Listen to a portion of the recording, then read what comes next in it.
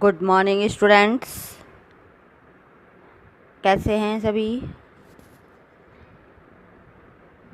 मैंने आप लोगों को लास्ट वीडियो में विशेषण के बारे में पढ़ाया था और आशा है आपको समझ आ गया होगा। आज हम विशेषण में ही उसके अन्य भेद पढ़ रहे हैं। तो देखिए, इसका अगला भेद है परिमाणवाचक विशेषण। परिमाणवाचक विशेषण क्या होता है? देखिए, नाम से ही पता चल रहा है। परिमाण का अर्थ क्या होता है? मात्रा या मापतोल। देखिए, दो शब्द होते हैं, परिणाम और परिमाण। परिणाम का अर्थ होता है नतीजा, फल, जिसको इंग्लिश में रिजल्ट कहते हैं, ठीक है ना। लेकिन हमारा यहाँ पर शब्द क्या है? परिमाण। परिमाण यानी मापतोल या मात्रा, यानी जो शब्द संज्ञा या सर्वनाम की मात्रा या परिमाण का बोध कराता है या मापतोल का बोध कराता है, परिमाणवाचक विशेषण कहलाता है। ठीक है, संज्ञा या सर्वनाम शब्दों की क्या बतलाता है? मापतोल या मात्रा बताता है, या परिमाण कह सकते हैं, परिमाण बताता है, तो उन्हें परिमाणवाचक विशेषण कहते हैं। जैसे मैं दुकान पर 4 किलो शक्कर खरीदने गया था। तो यहाँ पर देखिए, शक्कर की मात्रा बताई जा रही है कि वो 4 किलो है। तोल सकते हैं ना शक्कर को, तो हम तो यहाँ पर वज़न बतला रहे हैं कि उसका वज़न कितना है? 4 किलो है। मैंने उसे कुछ दूध दिया। अब यहाँ देखिए, कुछ दूध दिया, दूध की मात्रा बताई जा रही है कि थोड़ा सा दूध दिया है। अब वो निश्चित मात्रा नहीं है, लेकिन हमारे शरीर में जैसे लगभग 5 लीटर खून होता है, तो यहाँ पर लगभग 5 लीटर निश्चित नहीं है, किसी का कम ज़्यादा भी हो सकता है। या मेरी कमीज में 2 मीटर कपड़ा चाहिए, तो यहाँ पर क्या है? 2 मीटर निश्चित मात्रा है, निश्चित नाप है उसकी। ठीक है, तो इस प्रकार जब किसी भी वस्तु की मात्रा या नापतोल आदि का बोध होता है, तो वहाँ कौन सा विशेषण होगा? परिमाणवाचक विशेषण होगा। अब यहाँ देखिए, परिमाणवाचक विशेषण के भी, जैसे हमने संख्यावाचक विशेषण के भेद पढ़े, तो परिमाणवाचक के भी भेद है।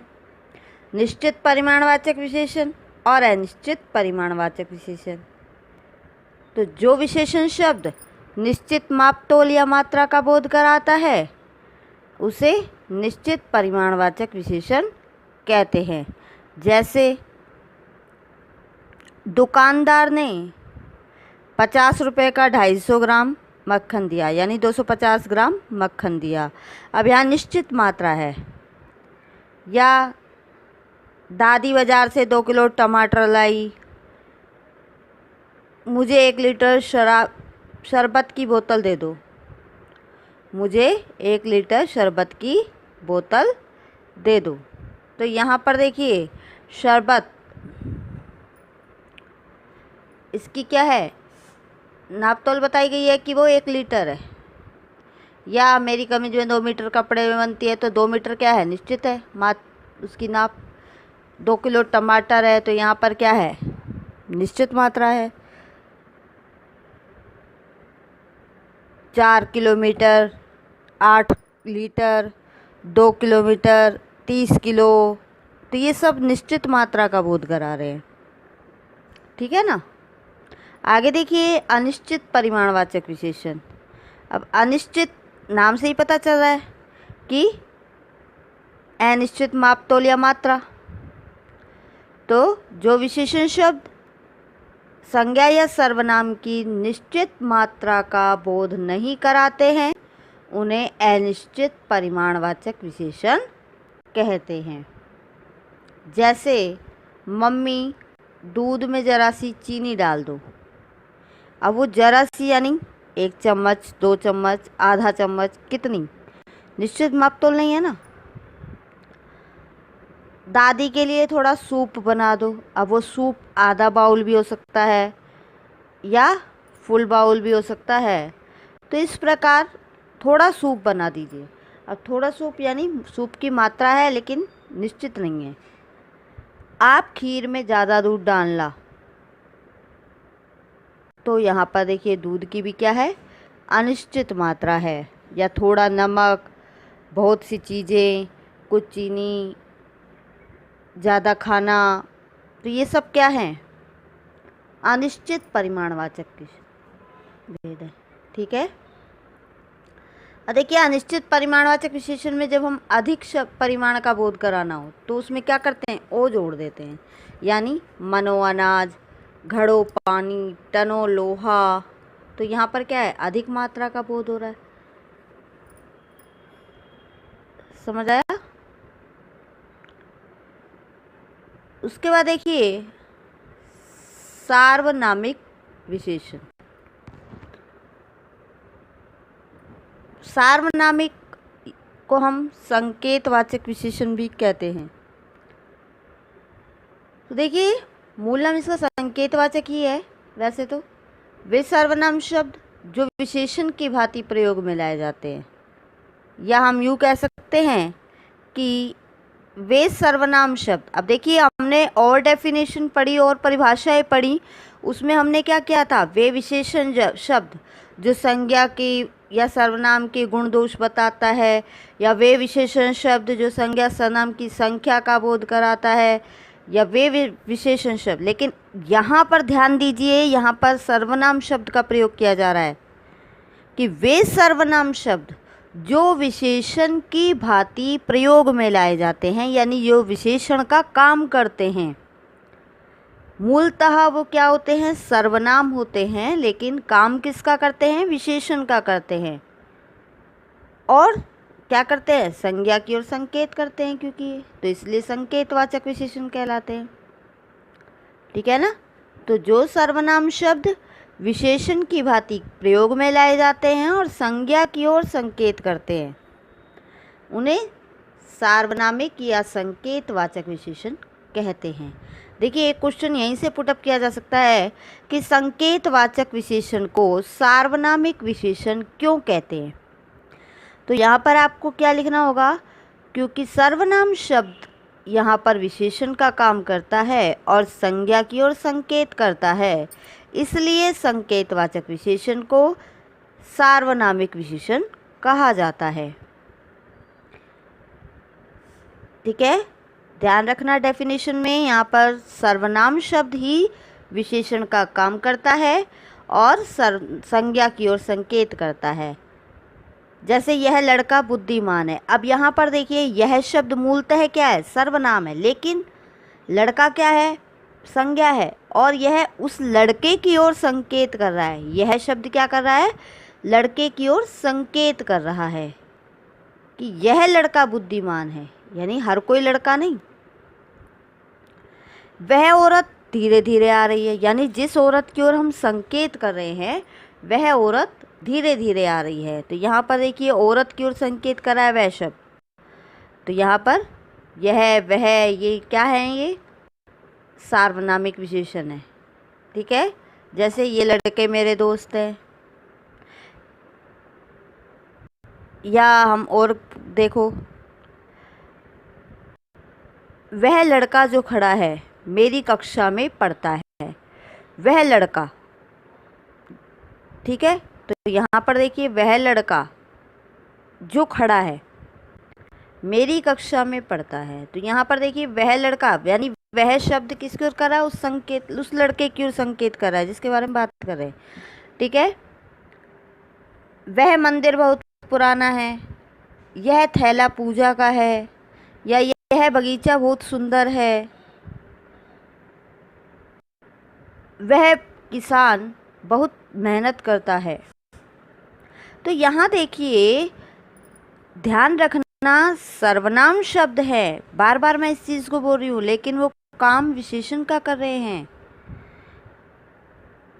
ठीक है, अब देखिए सर्वनाम और सार्वनामिक विशेषण में अंतर क्या है। सर्वनाम शब्द संज्ञा के स्थान पर प्रयोग लाया जाता है, जबकि सार्वनामिक विशेषण संज्ञा की ओर संकेत करता है। संज्ञा से पहले प्रयोग में लाया जाता है ये, ठीक है ना। संज्ञा से तुरंत पहले प्रयोग में लाया जाता है और उसी संज्ञा की ओर संकेत करता है। जैसे अब देखियो, वह सो रहा है, वह सो रहा है, यहाँ पर वह शब्द क्या है, सर्वनाम है। जबकि वह बालक सो रहा है, तो यहाँ पर वह बालक क्या होगा, वह बालक क्या होगा, तो वह शब्द जो है सर्वनाम है लेकिन विशेषण का काम कर रहा है और बालक की ओर संकेत कर रहा है, तो यहाँ सार्वनामिक विशेषण हो जाएगा। समझ आ गया। सर्वनाम और सार्वनामिक विशेषण में अंतर समझ आया आपको। जैसे कोई वहां पर बैठा है, तो यहाँ पर कोई शब्द क्या है, सर्वनाम है, कोई वहां पर बैठा है। लेकिन कोई बालक वहां बैठा है या कोई व्यक्ति वहां बैठा है, तो वो क्या हो गया, सार्वनामिक विशेषण हो गया। तो इस प्रकार सर्वनाम में और सार्वनामिक विशेषण में अंतर होता है, ध्यान रखिएगा इस चीज को।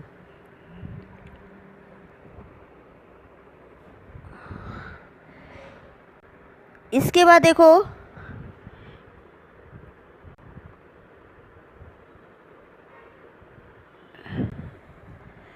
विशेषण शब्दों की अवस्थाएं होती हैं। जब हम तुलना में इसका प्रयोग करते हैं तो उसकी 3 अवस्थाएं होती हैं। तुलना की दृष्टि से जो विशेषण है, या हम कह सकते हैं मूलतः गुणवाचक विशेषण, इसकी 3 अवस्थाएं होती हैं। कौन कौन सी, मूल अवस्था, उत्तर अवस्था और उत्तम अवस्था। तो मूल अवस्था में क्या होता है, जब किसी एक ही प्राणी या वस्तु की विशेषता प्रकट की जा रही है। जैसे ये करेला कड़वा है, या यह बच्चा बुद्धिमान है, मयंक बुद्धिमान है, जिराफ की गर्दन लंबी होती है, यह बगीचा सुंदर है। तो यहाँ पर देखिए सामान्य गुण दोष बतलाए जाते हैं किसी भी प्राणी के या वस्तु के, व्यक्ति या वस्तु के, ठीक है। तो वो क्या होती है, मूल अवस्था।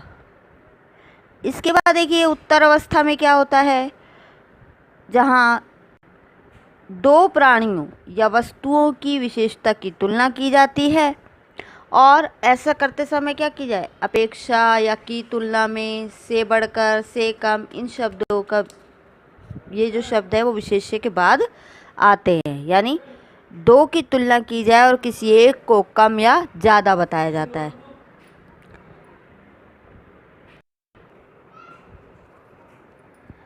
तो देखिए जब किसी एक को श्रेष्ठ बताया जाता है या कम बताया जाता है, तो वहाँ कौन सी अवस्था होगी, उत्तर अवस्था।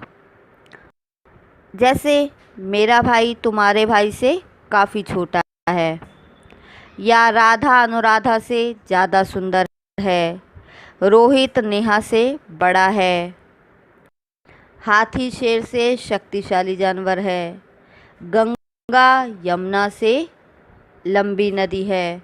तो यहाँ देखिए 2 की तुलना की जा रही है और एक को कम ज़्यादा बताया जा रहा है, तो वो क्या हो गया, उत्तर अवस्था, ठीक है। अब देखिए उत्तर अवस्था का जब हम प्रयोग करते हैं तो तद्भव शब्द होते हैं, उसमें तो हम अधिक कम का प्रयोग कर देते हैं।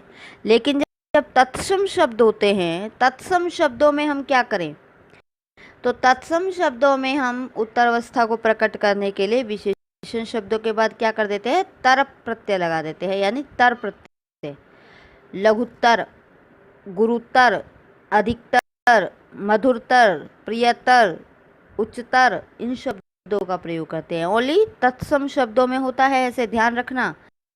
तद्भव में अधिक कम इन शब्दों का प्रयोग किया जाता है, या की अपेक्षा, की तुलना में, ऐसे लगा देते हैं, ठीक है ना। से कम से ज़्यादा ऐसे शब्दों का प्रयोग करते हैं। लेकिन जब तत्सम का प्रयोग कर रहे हैं तो वहाँ पर क्या होता है, तर शब्द का प्रयोग कर दिया जाता है, तर प्रत्यय का प्रयोग कर दिया जाता है। आगे देखिए उत्तम अवस्था। उत्तम अवस्था में क्या होता है, जहाँ दो या अधिक मतलब दो से अधिक वस्तुओं की या व्यक्तियों की तुलना की जाए और किसी एक को सबसे अधिक विशेषता युक्त बताया जाए या सबसे कम विशेषता युक्त बताई जाती है। जैसे सबसे अधिक या सबसे कम, सर्वाधिक, न्यूनतम, इन शब्दों का प्रयोग किया जाता है। तो वहाँ क्या होगा, उत्तम अवस्था होगी। ठीक है ना। जैसे विनायक कक्षा में सबसे बुद्धिमान है। अब यहाँ देखिए कक्षा में बहुत से विद्यार्थी हैं, लेकिन विनायक नाम का एक बच्चा है जो कक्षा में सबसे बुद्धिमान है। तो वो क्या हो गया, सभी विद्यार्थियों में बुद्धिमान है, एक की तुलना की जा रही है सबसे। बजरंग सर्वाधिक बलवान है या गंगा सबसे लंबी नदी है। रीता ने परीक्षा में अधिकतम अंक प्राप्त किए। तो यहाँ देखिए कक्षा में बहुत सारे बच्चे थे, विद्यार्थी थे, लेकिन उसने सबसे ज़्यादा नंबर प्राप्त किए। तो वो क्या हो गई, उत्तम अवस्था हो गई। ठीक है। और उत्तम अवस्था में क्या होता है, तत्सम शब्दों का प्रयोग करने के लिए तम शब्द का प्रयोग किया जाता है। जैसे लघुत्तम, गुरुत्तम, अधिकतम, न्यूनतम, योग्यतम। समझ आया। उत्तम अवस्था में विशेषण से पहले सबसे या सर्वाधिक शब्द का प्रयोग करके किसी को अच्छा या बुरा बताया जाता है। जैसे सचिन तेंदुलकर सबसे अच्छा खिलाड़ी है। अब देखिए यहाँ पर मैंने आपको एक टेबल में कुछ शब्द दिखा रखे हैं। जैसे लघु, अब उसकी उत्तर अवस्था क्या हो गई, लघुत्तर, और उत्तम अवस्था लघुत्तम। ठीक है। ऐसे ही कोमल, कोमलतर, कोमलतम, उच्च, उच्चतर, उच्चतम, न्यून, न्यूनतम, न्यूनतर, न्यूनतम, निकट, निकटतर, निकटतम, निकटतम, सुंदर, सुंदरतर, सुंदरतम, प्रिय, प्रियतर, प्रियतम, शीघ्र, शीघ्रतर, शीघ्रतम। तो ये क्या है, हमारे विशेषण की अवस्थाएं। अब देखिए विशेषण शब्दों की जो रचना होती है मुख्य 4 प्रकार के शब्दों से होती है। कौन कौन से, संज्ञा, सर्वनाम, अव्यय और क्रिया। ध्यान रखना, विशेषण शब्दों की रचना किससे हो रही है, संज्ञा से, सर्वनाम, अव्यय और क्रिया शब्दों से। तो जब हम संज्ञा शब्दों से की रचना करते हैं तो उनमें क्या कर देते हैं, एक, ये, वान, वती, मान, इन प्रत्ययों का प्रयोग करके उनसे विशेषण बनाते हैं। जैसे वर्ष क्या है, संज्ञा है, लेकिन जब हम इससे विशेषण बनाएंगे तो क्या करेंगे, वार्षिक, एक प्रत्यय जोड़ दिया। नीति से नैतिक या स्वर्गीय, आत्मिक, ये क्या है, संज्ञा से बनने वाले विशेषण है। ऐसे ही सर्वनाम शब्दों से जब विशेषण बनाते हैं तो सर्वनाम शब्दों में क्या होता है, सा, आरा, इस तरह के शब्दों का प्रयोग कर देते हैं। जैसे कौन सा, कैसा, ऐसा, वैसा, तुम्हारा, हमारा, ये क्या है, ये सर्वनाम से बने हुए विशेषण है। ठीक है। ऐसे ही अव्यय से जब हम विशेषण बनाते हैं तो वो कैसे बनाते हैं, अव्यय में हम क्या कर देते हैं, ई या ला, इस तरह के शब्दों का प्रत्ययों का प्रयोग कर देते हैं। जैसे भीतर है, अब भीतर क्या है, अव्यय है, लेकिन हमने क्या किया, इसमें ई जोड़ा तो भीतरी बन गया। तो भीतरी, ऊपरी, बाहरी, ऊपरला, पिछला, अगला, तो ये क्या है, अव्यय से बनने वाले विशेषण शब्द हैं। ऐसे ही क्रिया से विशेषण बनाते हैं। अब क्रिया क्या मतलब, कोई भी काम, जैसे चल, पढ़, उठ, तो इनमें हम क्या करते हैं, इत, आउ, वाला, इस तरह के प्रत्ययों का प्रयोग करते हैं। जैसे चलित, चल में क्या करा, इत प्रत्यय जोड़ दिया तो क्या बन गया, चलित। लिखित, पठित, बिकाऊ, खड़ाऊ, खड़ाऊ नहीं, उड़ाऊ, कमाऊ, ठीक है। या बोलना क्रिया है। बोलना क्रिया में हम उसका विशेषण कैसे बनाएंगे, बोलने वाला, लिखने वाला, पढ़ने वाला, तो इस तरह से भी बन जाते हैं। पालने वाला, तो ये भी क्या है, विशेषण है, ध्यान रखिएगा, ठीक है ना। तो विशेषण शब्दों की रचना हम 4 शब्दों से कर सकते हैं, संज्ञा, सर्वनाम, अव्यय और क्रिया। इन 4 प्रकार के शब्दों से हो सकती है। तो इस प्रकार आज आपका विशेषण चैप्टर जो है वो फिनिश हो गया है, ठीक है।